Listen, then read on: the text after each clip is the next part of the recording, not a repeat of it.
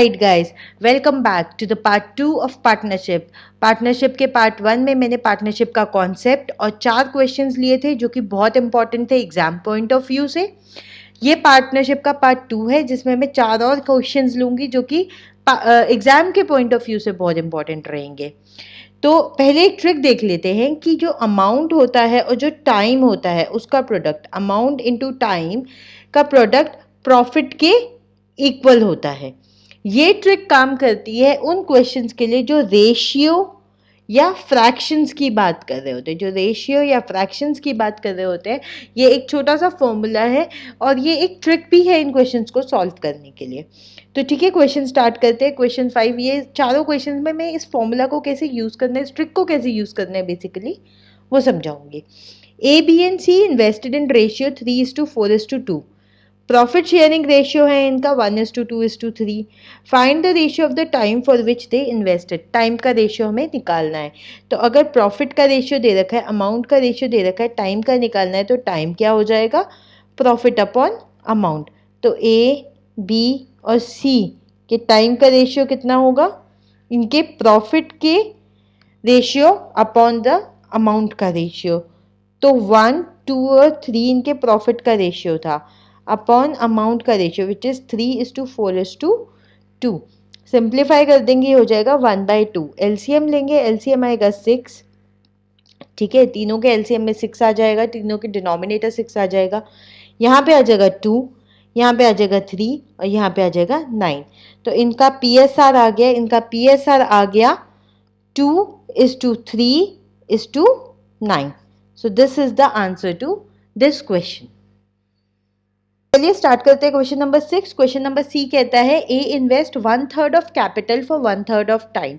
यानी अमाउंट कितना उसने इन्वेस्ट किया है? 1/3 और टाइम कितना है? 1/3। ठीक है, तो A:B:C तो पहले मैं यहाँ लिख दूंगी क्योंकि ऑब्वियसली रेशियोज की ही बात हो रही है यहाँ पे। ओके, सो बी ने इन्वेस्ट किया 1/6 टोटल कैपिटल का फॉर 1/6 टाइम, और जो बाकी का अमाउंट था, बचा हुआ जो अमाउंट था कैपिटल का, वो इन्वेस्ट किया सी ने। ठीक है, if the total profit is 13,800, अगर 13,800 टोटल प्रॉफिट है तो इनके शेयर का, बी और सी के शेयर का, प्रॉफिट के शेयर का डिफरेंस हमको बताना है। तो ए का निकाल लेते हैं, amount into time. Amount into time बोला था ना, प्रॉफिट क्या होता है? Amount into time. सो वही मैंने यहाँ पे लगाया है, profit is equal to amount into time. ये प्रॉफिट शेयरिंग रेशियो है, ठीक है, ये पीएसआर है। बी है 1/6 इंटू 1/6, इसका भी सेम था। सी का क्या होगा? मान लो अगर टोटल प्रॉफिट 1 है, टोटल शेयर 1 है, तो उसका 1/3 तो ए ने रख लिया है, उसका 1/6 बी ने रख लिया है। तो हमारे पास कितना बचेगा? एलसीएम ले लेंगे, दिस इज 6 - 2 - 1, यानी 3/6 इज इक्वल टू 1/2। सो ये आ गया 1/2।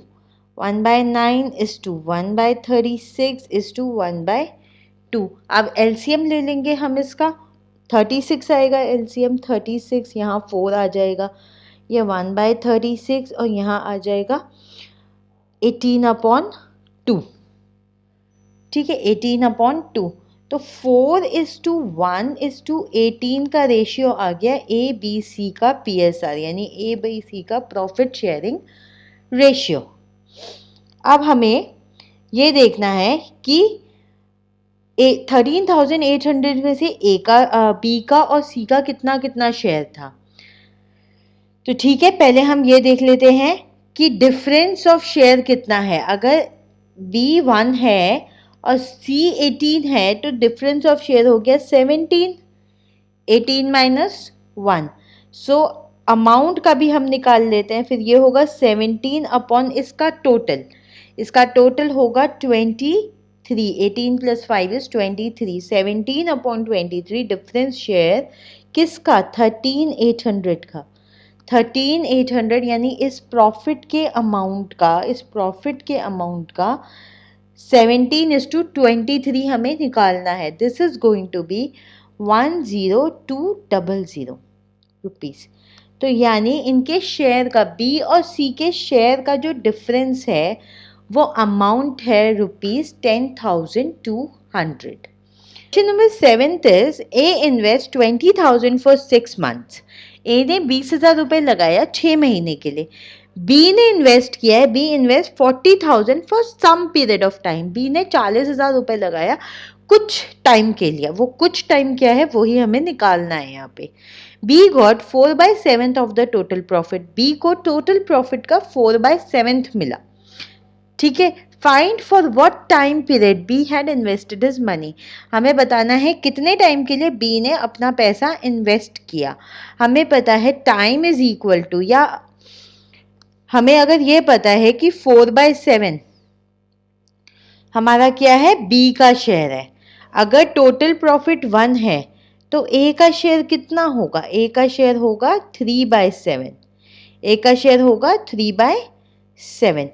ओके. तो हम क्या करेंगे, हमें पता है कि, और रेशियो कितना निकल के आता है. इसी तरीके से अगर हम बोलें प्रॉफिट शेयरिंग रेशियो है तो वो कितना आ जाएगा, ए का आ जाएगा 3, बी का आ जाएगा 4. तो 3:4 का रेशियो आ जाएगा.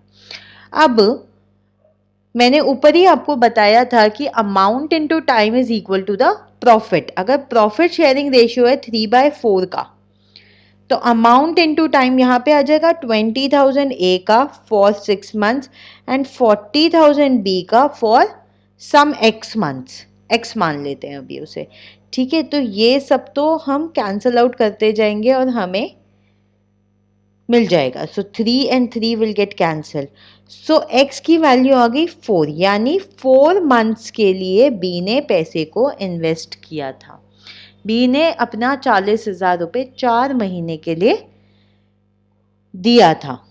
ठीक है. सो क्वेश्चन नंबर 8, ये इस पार्ट का लास्ट क्वेश्चन है इस सीरीज का एक्चुअली. इसके बाद पार्टनरशिप खत्म है and will move to the next topic. So question number 8 कहता है A invest 5/9 of the total capital for 6 months.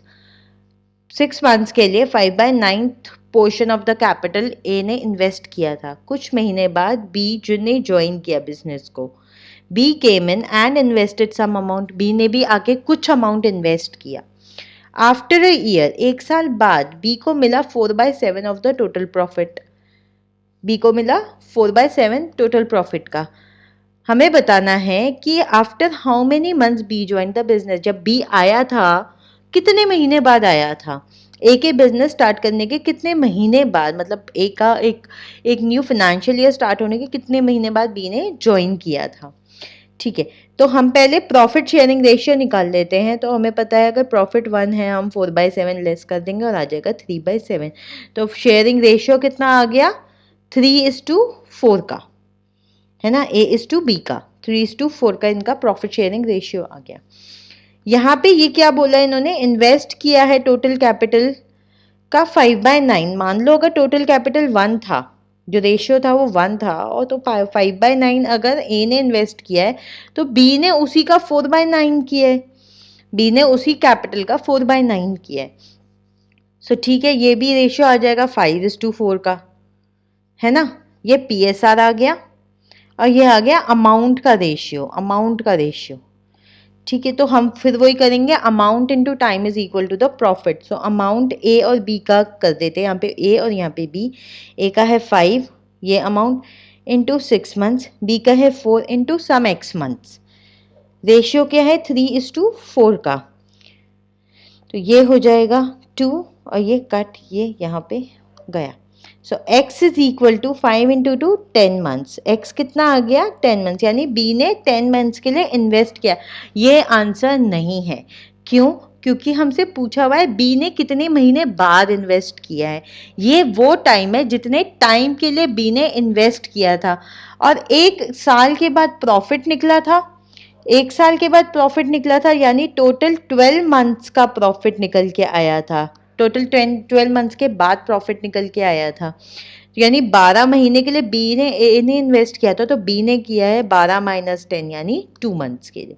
B has invested for 2 months in the business. दोनों पार्ट्स को मिला के ये बहुत इंपॉर्टेंट क्वेश्चंस है in respect of competitive exam. उनके व्यू में ये बहुत इंपॉर्टेंट क्वेश्चंस हैं। अगर आपने ये 8 क्वेश्चंस ये जो 8 टाइप्स मैंने आपको बताई हैं ये अच्छे से कर ली तो पार्टनरशिप के क्वेश्चंस में आप कोई गलती नहीं करेंगे कॉम्पिटिटिव एग्जाम्स में या आपके गवर्नमेंट जॉब एग्जाम्स में। तो चलिए आज का वीडियो यहीं ख़त्म करते हैं। अगर आपको वीडियो पसंद आया तो एक थम्स अप दे दीजिए, वीडियो को शेयर कर दीजिए और चैनल को सब्सक्राइब कर दीजिए। I will see you in my next video very soon. Thank you so much. Have a great time ahead.